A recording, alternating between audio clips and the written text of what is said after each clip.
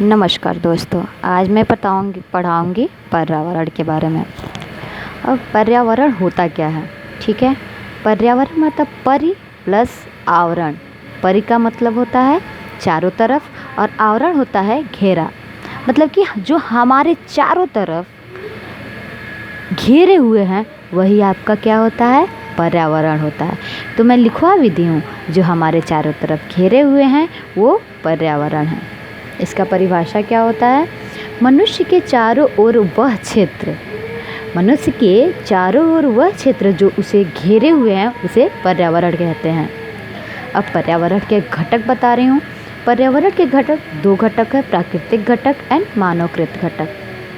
प्राकृतिक घटक में दो आते हैं, जैविक घटक और अजैविक घटक। इसे लिविंग विंग्स कहते हैं और इसे नॉन लिविंग कहते हैं, ठीक है। इसमें जैविक घटक जो होता है ये जैविक घटक जो होता है इसमें सजीव आते हैं, और ये जो अजैविक घटक होता है इसमें निर्जीव आते हैं। जैसे जंतु एवं पादप होता है ये जैविक है, और ये प्रकाश, मृदा और वायु जो होता है ये निर्जीव होते हैं। तो ये क्या है, ये आपके अजैविक हैं।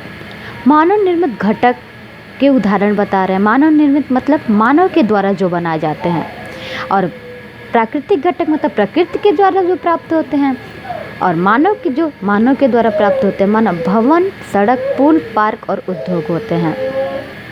अगर आपसे पूछते कि पर्यावरण के जैविक घटक कौन कौन से हैं, ऐसे क्वेश्चन आते हैं, तो पर्यावरण के जैविक घटक आपको मैं बताई हूँ। सजीव जिसमें आते हैं वो जैविक घटक हैं, और जो निर्जीव होते हैं वो अजैविक घटक हैं। ये प्राकृतिक घटक में आते हैं ये दोनों। तो पेड़ पौधे, जंतु, ये सारे आपके जैविक घटक हैं।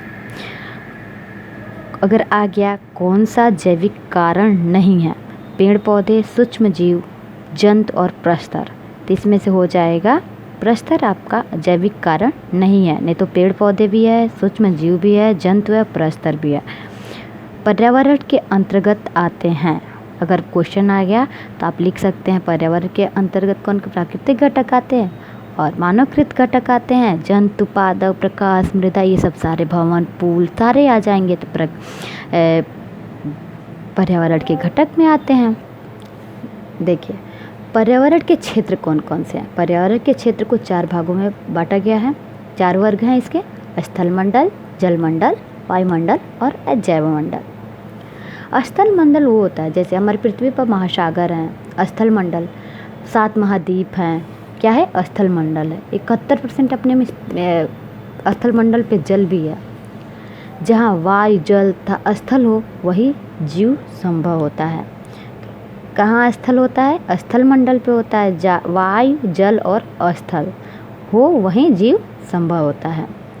देखिए जैव मंडल किसे कहते हैं, वायु, जल और स्थल तीनों मिलकर क्या होता है, एक जैव मंडल का निर्माण होता है। जैव मंडल वहीं, उसी को हम क्या बोलेंगे, जैव मंडल बोलेंगे। वायु, जल और स्थल मंडल रहेंगे तो जैव मंडल ही उसे बोलेंगे।